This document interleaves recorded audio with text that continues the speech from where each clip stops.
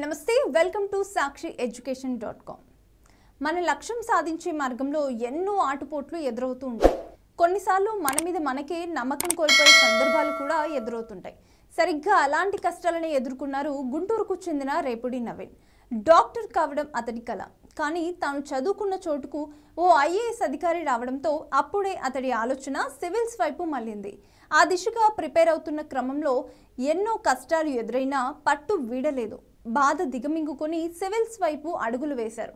కానీ మళ్ళీ అపజయాలే వెంటాడాయి. చివరి ప్రయత్నంలో సక్సెస్ సాధించి ఐఏఎస్ ఆఫీసర్గా సెలెక్ట్ అయ్యారు. ఆయన సక్సెస్ జర్నీ మీకోసం. రేపుడి నవీన్ స్వస్థలం ఆంధ్రప్రదేశ్లోని గుంటూరు జిల్లా.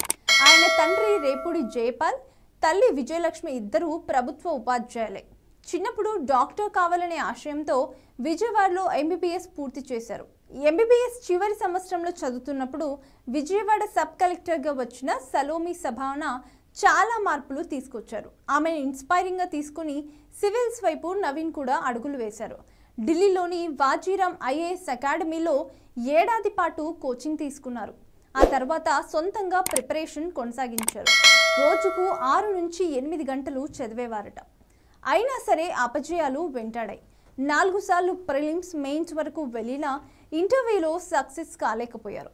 చివరికి 6వ ప్రయత్నంలో విజయం సాధించి ఐఏఎస్ ఆఫీసర్గా సెలెక్ట్ అయ్యారు. తన కష్టానికి తగ్గట్టు విజయం దక్కనంత మాత్రాన వెనకడుగు వేయాల్సిన అవసరం లేదని, మన కష్టంలో నిజాయితీ ఉంటే తప్పకుండా విజయం సాధిస్తామని నిరూపించారు కలెక్టర్ రేపుడి నవీన్. ఇది ఆయన ఇన్స్పైరింగ్ జర్నీ.